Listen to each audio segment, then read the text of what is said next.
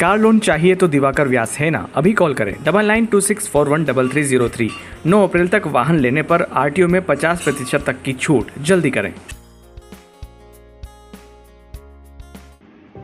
अखिल भारतीय ग्राहक पंचायत इकाई जिला मंदसौर के द्वारा कलेक्टर के नाम ज्ञापन नायब तहसीलदार रमेश मसारे को सौंपा गया। ज्ञापन के माध्यम से ग्राहक पंचायत ने मध्य प्रदेश शासन स्कूल शिक्षा विभाग मंत्रालय को ज्ञापन दिया है और बताया कि मध्य प्रदेश शासन द्वारा निजी स्कूल संचालकों द्वारा किसी एक निर्धारित दुकान से पुस्तकें, कापियां, यूनिफॉर्म या अन्य शैक्षणिक सामग्री खरीदने पर रोक लगाई गई है, जिससे बाजार में सभी दुकानों पर उपलब्ध होकर स्वस्थ प्रतिस्पर्धा अभिभावकों को मिलेगी, जिससे वह अपनी सुविधा अनुसार किसी भी दुकान से खरीद सकेंगे और उन्हें आर्थिक बोझ भी वहन नहीं करना पड़ेगा।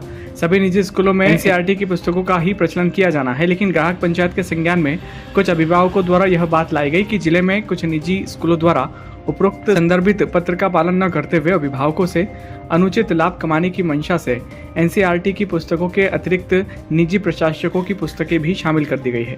कापियां भी मनमानी साइज की निर्धारित कर ली गई है, जो बाजार में आसानी से उपलब्ध नहीं है व उनका मूल्य भी काफी ज्यादा है, जिससे अभिभावक आर्थिक रूप से ठगे जा रहे हैं। पड़ोस के जिले के पुस्तक व्यापारी के साथ मिलकर निजी स्कूल के संचालकों द्वारा यह कार्य किया जा रहा है। उक्त दुकानदार किसी भी अभिभावक को खरीदी को लेकर बिल नहीं दे रहे हैं और न ही कोई छूट दी जा रही है, जबकि खुले बाजार में उपलब्ध होने पर अभिभावकों को छूट मिलती रही है। एक निश्चित दुकानदार पर शैक्षणिक सामग्री रखवा देने से अभिभावकों को अतिरिक्त भार वहन करना पड़ रहा है। ग्राहक पंचायत ने मांग की है कि तमाम विद्यालयों का निरीक्षण कर ये जांच की जाए कि ये लोग कौन कौन सी पुस्तकें चला रहे हैं। ज्ञापन देने में जिला ग्राहक पंचायत अध्यक्ष नवनीत शर्मा, जिला सचिव विजय कोठारी, जिला उपाध्यक्ष रंजित जायसवाल, राहुल डगवार, अंशुल जैन उपस्थित थे। ग्राहक पंचायत के द्वारा हम एक ज्ञापन देने के लिए आए थे। वर्तमान में हम देख रहे हैं कि स्कूल में एडमिशन का सिलसिला शुरू हो चुका है और काफ़ी किताबों को लेकर भी एक माहौल अलग से बनने लग गया है। काफ़ी किताब जो स्टेशनरी वाले हैं वो अपने यहाँ पर आने वाले ग्राहकों से तो सही सलीके से बात नहीं करते हैं। दूसरी चीज़ ये है कि वो मनमाना दाम वसूलते हैं। हम देख रहे हैं कि पिछले कई सालों से एक सिंडिकेट की तरह ये काफ़ी किताब वाले काम कर रहे हैं, जहाँ पर एक पुस्तक विक्रेता को सभी स्कूल वाले मिलकर एक पुस्तक विक्रेता को फाइनल कर देते हैं कि भैया सारी पुस्तकें स्कूल की वहीं पर मिलेगी, और उसके बाद क्या होता है कि वो सारे पुस्तक वाले वहीं से उनको पुस्तकें उपलब्ध करा देते हैं। अब जैसे मान लो शासन ने उनके ऊपर रोक लगा दी है, तो क्या होता है कि पुस्तक वाले ये करते हैं कि शासन ने रोक लगा दी तो वो अपनी पुस्तकों को 5-6 बाजार में अलग अलग काउंटर पर रखवा देते हैं, जिससे वो ये संदेश चला जाए कि बाजार में 5-6 काउंटर में भी वो पुस्तकें उपलब्ध हो रही है।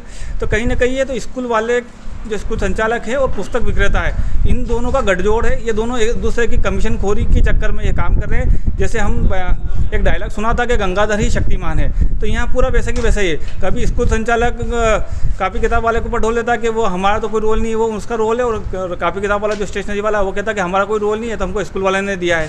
तो इसमें ये चीज़ समझ नहीं आती कि गंगाधर कौन है और शक्तिमान कौन है, क्योंकि दोनों एक दूसरे के परस्पर सहयोगी है, दोनों एक दूसरे के साथ मिलकर लूटने का प्रयास कर रहे हैं।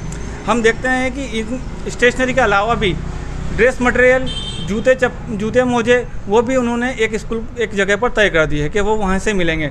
जैसे हम मान लो कि मंदसौर में ABC नाम की कोई दुकान है, तो वहीं से ड्रेस मिलेगी, वहीं से बच्चों के जूते मोजे मिलेंगे, और उनसे जब कोई ग्राहक या कोई अभिभावक उससे बात करता है कि इसमें कितनी छूट मिलेगी, तो वो ये कह देता कि नहीं ऐसा कोई छूट वूट नहीं है, या तो हमको स्कूल से कहा गया है आपको जो लेना हो ये ले, नहीं तो आप चले जाएँ।